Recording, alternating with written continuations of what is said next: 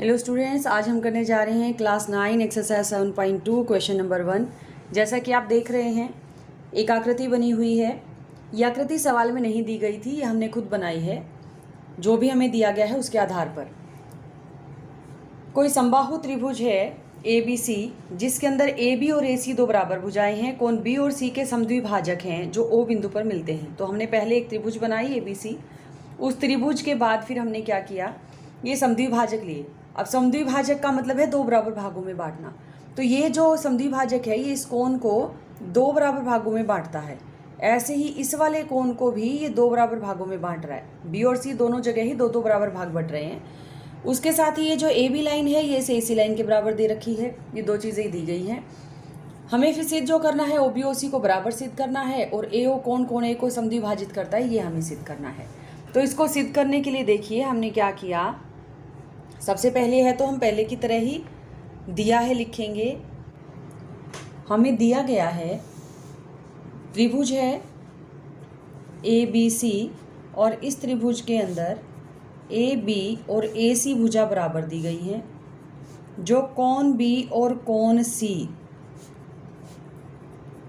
दिए हैं इनके समद्विभाजक हैं। देखिए समद्विभाजक का नाम है OB और OC, ये समद्विभाजक है। अब ये समद्विभाजक है तो इसका मतलब अगर हमें कोण का नाम दे दें, अपनी मर्जी से हमने नाम दिए हैं, इसका हमने मीनिंग निकाल दिया कि इसका मतलब है 1 और 2 बराबर हैं और कोण 3 और कोण 4 बराबर हैं।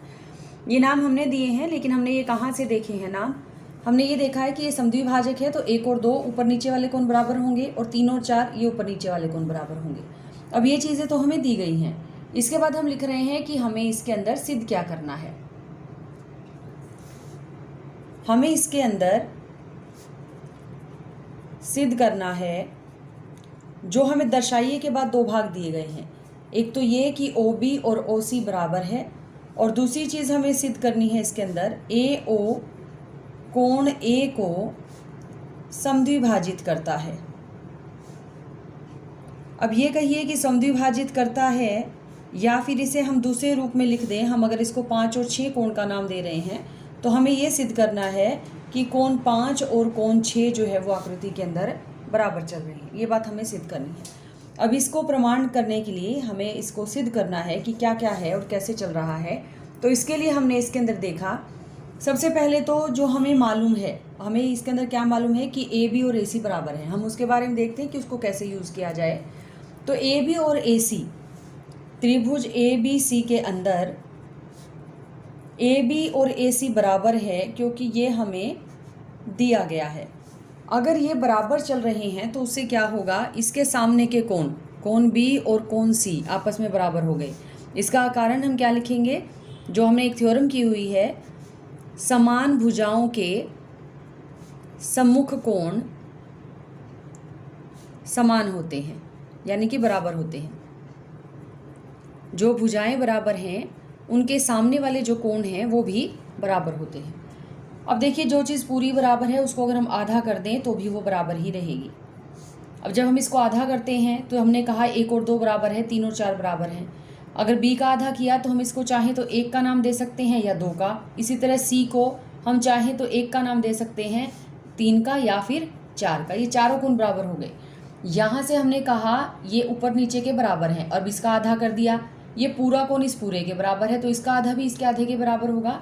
यानी कि हम 1, 2, 3, 4 सारे के सारे कोण में से किसी को भी यूज़ कर सकते हैं। यह सभी कोण आपस में बराबर सिद्ध हो गए हैं। अब हमने ले ली छोटे वाली त्रिभुज, जो हमारी यहाँ से देखिए ये त्रिभुज दिखाई दे रही है BOC। इस BOC त्रिभुज के अंदर, इस त्रिभुज के अंदर क्या है, कोण 2 और कोण 4 बराबर हैं। ये बात तो हमने अभी अभी सिद्ध की है। हमारी सिद्ध की हुई बात को हमने यूज़ किया। अगर ये बराबर हैं तो इनके सामने की भुजा OB और OC ये भी आपस में बराबर होगी। इसके सामने ये भुजा है और इसके सामने ये भुजा है तो ये भुजाएं भी आपस में बराबर हो गई। अब हमने कौन सी थ्योरम यूज़ की है, जो हमने पहले की थी उसी का ही अपोजिट है ये। और इस थ्योरम के अंदर क्या दिया गया है कि अगर सम्मुख कोण बराबर हैं तो सामने की भुजाएं भी बराबर होंगी।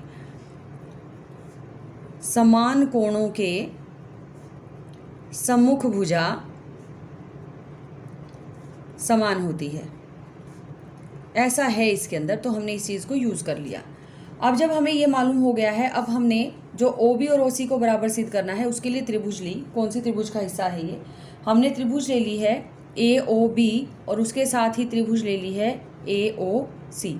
हमने ये 2 त्रिभुज ले ली है। यहाँ जो हमें ये त्रिभुज दी गई है, एक बार हमने ये वाली त्रिभुज ली और एक बार ये वाली त्रिभुज ली। अब देखिए इन दोनों त्रिभुज के अंदर क्या है, इसके अंदर ये ए बी और ए सी बराबर भुजा हैं, दी गई थी। ये भुजा इसके बराबर हमने सिद्ध की है, ये कोण इसके बराबर हमने सिद्ध किया है। तो 3 चीज़ें हमारे पास बराबर हो जाती हैं। यही तीनों चीज़ें अब हमें लिखनी है जो हमने त्रिभुज चूज़ की हैं उसके आधार पर। यहाँ पे हमने क्या कहा कि ए बी पहले 2 अक्षर और ए सी पहले 2 अक्षर ये आपस में बराबर दिए गए हैं। इसी तरह से ओ बी और ओ सी आखिर के 2 अक्षर ये बराबर हमने सिद्ध किए हैं।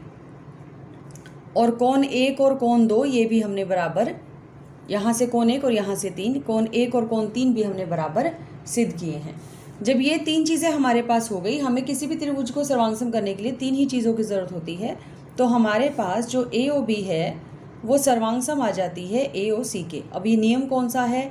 ये है एस ए एस नियम, साइड एंगल साइड। इस नियम के हिसाब से ऐसा हो रहा है। तो अब देखिए इसके अंदर क्या हो गया, अगर ये हुआ तो हमारे पास बची हुई चीज़ें भी बराबर हो गई। यानी कि यहाँ तो हमें ओ बी और ओ सी समान सिद्ध करना था, वो तो हमने पहले ही कर दिया। अब हमने कहा कि इसके बेस पर 5वां और 6ठा कोण भी बराबर हो गया। और जब भी हम सर्वांग समता के बाद बराबरी लिखते हैं तो हम कहते हैं कि कोण 5 और कोण 6 बराबर है सी पी सी टी से। यानी कि 5 और 6 के बराबर होने का मतलब क्या है, जो हमने पहले कहा था कि कोण 1 जो है वो समद्विभाजित हो रहा है। जो कोण ए है वो समद्विभाजित हो रहा है और एओ लाइन जो है वो उसको समद्विभाजित कर रही है। इसे नोट कर लेंगे।